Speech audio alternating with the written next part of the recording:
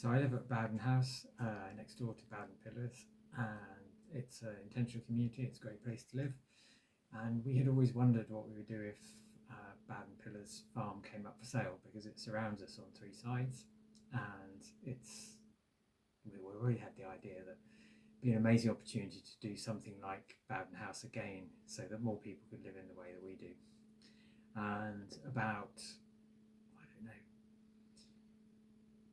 it's just a few months after we started having these conversations, it came on the market, and it came on the market really quickly in September 2022, I think, and we had the opportunity to decide to do something about it. So a group of us who lived here and a few others started talking about how we could bring forward the vision for the farm having the three legs of the project being regenerative agriculture, nature recovery, and people, community.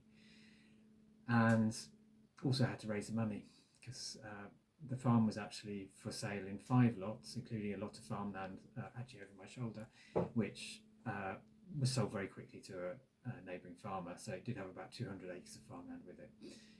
But then the remaining lots were the ones we bought for 4 lots for about £3 million. So that's where the project began. We rapidly formed this vision, partnered with Devon Wildlife Trust. There was myself, Ruth, and Jan here, who we all live here, and Harry from the Wildlife Trust, and then a few other people locally. And we rapidly put this vision of what could be together. And people always say to me, how did you manage to raise the money? And my answer is, well, it was the land that raised the money. It's such an amazing site. It's so close to Totnes. It has so much to offer to Totnes, but also it has a neighbour in Bowden House where you could see what was possible if you did form a community and try and live close to nature and close to each other. So that's how the project started, and we actually raised the money in about 4 months, 2/3 of which was from local people.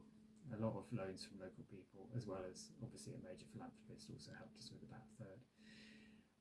But as I said, people always say, how did you do it? And I said, well, we were part of it, but we weren't all of it. It was actually the right piece of land in the right place at the right time.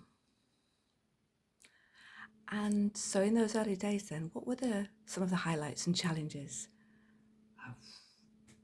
It was very exciting. We had the sort of incredible possibility of what could be. It also felt really challenging. It's a very large amount of money. We didn't really know till quite late in the process that we were going to pull it off. We're also negotiating with the agent who was selling it, and we didn't know who else was after which bits. Our whole idea was to keep the farm together as much as we could, as opposed to what was really quite likely, because it had been lotted off into the bits of land that were most likely to sell separately. So the farm yard and the farmhouse came with a small paddock, but none of the agricultural land, and then the agricultural land was split into another 2 lots, and the quarry at the bottom of Magdalen Road was the final lot that we bought. So part of what we wanted to do was keep the farm together, keep it intact against all market forces that would break it up and see it sold for the greatest value.